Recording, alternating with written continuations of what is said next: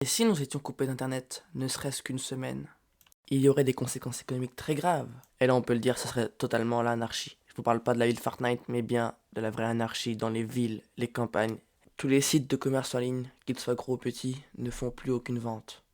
Notre économie serait mise à mal.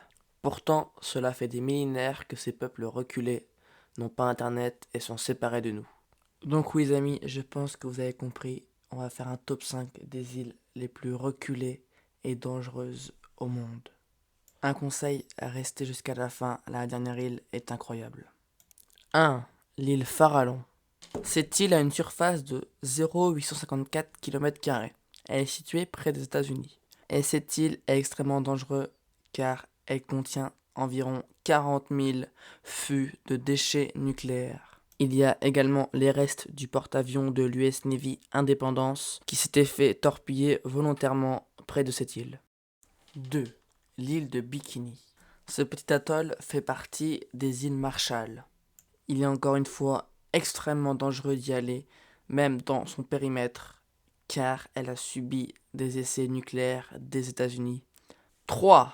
L'île de Saba. Saba est une île néerlandaise. Elle fait 13 km² et est peuplée de 2000 habitants. Cette île est très montagneuse et volcanique et ses côtés sont constitués de falaises. Elle est également souvent exposée à des cyclones tropicaux.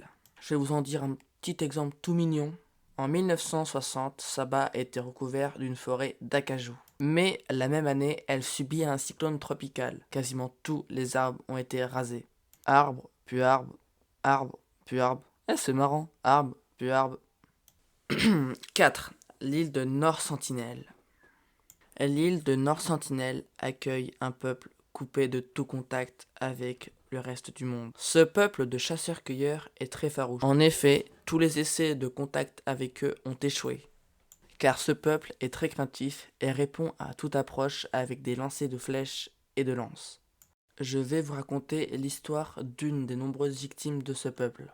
En 1974, une équipe de tournage de la National Geographic est venue sur l'île pour y réaliser un documentaire. Lorsque leur bateau motorisé s'est approché de la plage, les sentinelles sont sortis de la jungle, armés d'arcs et arrosant l'équipe de flèches affûtées.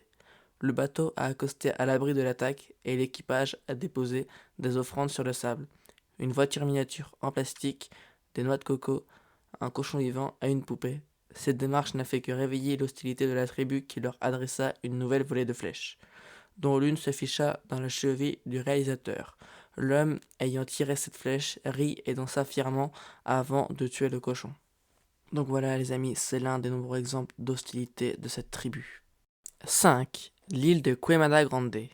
Et là, vous allez me dire, mais pourquoi l'île d'avant tu l'as pas mis en première place? Parce que quand même, quand tu te prends des flèches dès que t'arrives, c'est pas très très accueillant. Les amis, la pire île au monde, c'est l'île aux serpents. C'est une île de 40 hectares. Et écoutez bien, il y a 5 serpents par mètre carré. 5 fucking serpents. Comme je pense que vous en doutez, l'île est interdite au public, sauf aux scientifiques. D'ailleurs, au nord de l'île, il y a un phare pour que les scientifiques, quand ils viennent sur l'île pour faire des relevés, etc., ils peuvent aller dans le phare pour dormir tout simplement. Mais je pense que l'ingénieur du phare est complètement stupide, parce que il l'a mis tout en haut, certes au nord, mais tout en haut de l'île. Donc c'est-à-dire que pour y aller, il faut traverser tous les serpents, parce qu'elle est tout en haut, donc faut y monter. Ah.